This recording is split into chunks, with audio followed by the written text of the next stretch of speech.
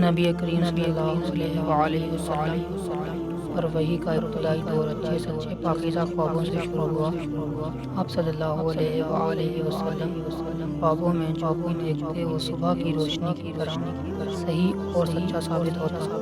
پھر من جانب قدرت آپ صلی اللہ علیہ وآلہ وسلم تنہائی پسند ہو گئے اور آپ صلی اللہ علیہ وآلہ وسلم نے غار حرا میں خلوت نشینی اختیار فرمائی اور کئی دن اور رات وہاں مسلسل عبادت اور یاد الہی و ذکر و فکر میں مشغول رہتے، جب تک گھر کے آنے کو دل نہ چاہتا توشہ ہمارا لیے وہاں رہتے۔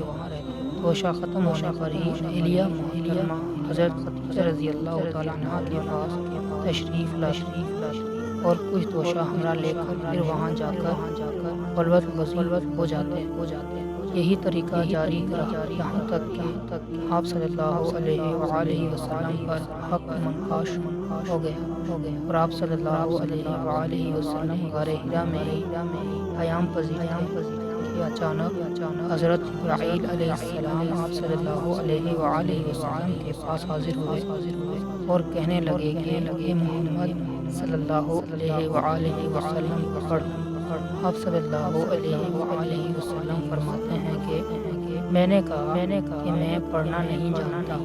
آپ صلی اللہ علیہ وآلہ وسلم فرماتے ہیں کہ فرشتے نے مجھے پکڑا، اتنے زور سے کھینچا کہ میری طاقت جواب دے گئی، پھر مجھے چھوڑ کر کہا کہ پڑھو۔ میں نے پھر وہی جواب دیا کہ میں پڑھا ہوا نہیں ہوں۔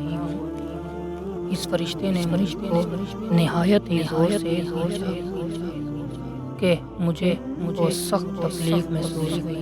پھر اس نے کہا کہ پڑھ۔ میں نے کہا میں پڑھا ہوا نہیں ہوں۔ فرشتے نے تیسری بار مجھ کو پکڑا اور تیسری مرتبہ پھر مجھ کو کھینچا، پھر مجھے چھوڑ دیا اور کہنے لگا کہ پڑھو اپنے رب کے نام کی مدد سے جس نے پیدا کیا اور انسان کو خون کی پھوٹی سے بنایا، پڑھو۔ اور آپ صلی اللہ علیہ وآلہ وسلم کا رب بہت ہی مہربانیاں کرنے والا ہے۔ بس یہی آیتیں آپ صلی اللہ علیہ وآلہ وسلم حضرت جبرائیل علیہ السلام سے سن کر اس حال میں غار حرا سے واپس ہوئے کہ آپ صلی اللہ علیہ وآلہ وسلم کا دل اس انوکھے واقعے سے کانپ رہا تھا۔ آپ صلی اللہ علیہ وآلہ وسلم حضرت خدیجہ رضی اللہ تعالیٰ عنہ کے پاس تشریف لائے اور فرمایا کہ مجھے کمبل اڑا دو، مجھے کمبل اڑا دو۔ لوگوں نے آپ صلی اللہ علیہ وآلہ وسلم کو کمبل اڑایا۔ جب آپ صلی اللہ علیہ وآلہ وسلم کا ڈر جاتا رہا تو آپ صلی اللہ علیہ وآلہ وسلم نے اپنی زوجہ محترمہ حضرت خدیجہ رضی اللہ تعالیٰ عنہ کو تفصیل کے ساتھ یہ واقعہ سنایا اور فرمانے لگے کہ مجھ کو اب اپنی جان کا خوف ہو گیا ہے۔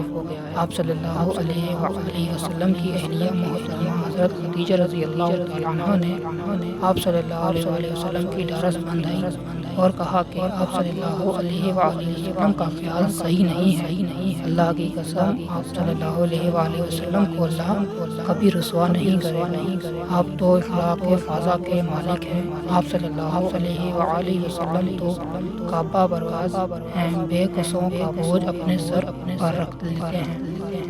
افسوس کے لیے آپ کماتے ہیں، مہمان نوازی میں آپ بے مثال ہیں اور مشکل وقت میں آپ امر حق کا ساتھ دیتے ہیں۔ ایسے اوصاف حسنہ والے انسان یوں بے وقت ذلت و خواری کی موت نہیں پا سکتا۔ پھر مزید تسلی کے لیے حضرت خدیجہ رضی اللہ تعالیٰ عنہ آپ صلی اللہ علیہ وآلہ وسلم کو ورقہ بن نوف کے پاس لے گئی جو ان کے چچا زاد بھائی تھے اور زمانہ جہالت میں ساری مذہب اختیار کر چکے تھے اور عربانی زبان کے مخاطب تھے۔ چنانچہ انجیل کو حسب منشاء خداوندی عبرانی زبان میں لکھا کرتے تھے۔ انجیل سریانی زبان میں نازل ہوئی تھی، پھر اس کا ترجمہ عبرانی زبان میں ہوا۔ ورقہ اسی کو لکھتے تھے۔ وہ بہت بوڑھے ہو گئے تھے، یہاں تک کہ ان کی بینائی بھی رخصت ہو چکی تھی۔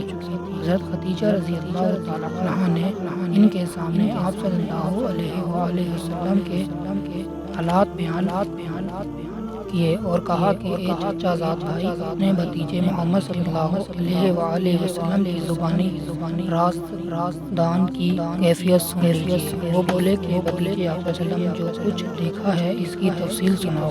چنانچہ آپ صلی اللہ علیہ وآلہ وسلم نے از اول تا آخر پورا واقعہ سنایا، جسے سن کر ورقہ بے اختیار ہو کر بول اٹھے کہ یہ تو وہی ناموسی معزز دان معزز رازدان فرشتہ ہے جسے اللہ تعالیٰ نے حضرت موسیٰ علیہ السلام پر وحی دے کر بھیجا تھا۔ کاش میں آپ صلی اللہ علیہ وسلم کے اس عہد نبوت کے شروع ہونے پر جوان عمر ہوتا، کاش میں اس وقت تک زندہ رہتا جب کہ آپ صلی اللہ علیہ وآلہ وسلم کی قوم آپ صلی اللہ علیہ وآلہ وسلم کو اس شہر سے نکال دے گی۔ رسول اللہ صلی اللہ علیہ وآلہ وسلم نے یہ سن کر تعجب سے پوچھا کہ کیا وہ لوگ مجھ کو نکال دیں گے؟ حالانکہ میں نے تو ان میں صادق و امین و قبول ہوں۔ ورقہ بولا ہاں یہ سب کچھ سچ ہے، مگر جو شخص بھی آپ صلی اللہ علیہ وسلم کی طرح امر حق لے کر آیا لوگ اس کے دشمن ہی ہو گئے۔ اگر مجھے آپ صلی اللہ علیہ وسلم کی نبوت کا وہ زمانہ مل جائے تو میں آپ صلی اللہ علیہ وآلہ وسلم کی پوری مدد کروں گا، مگر ورقہ کچھ ہی دنوں کے بعد انتقال کر گئے اور کچھ عرصے تک وحی کی آمد موقف رہی۔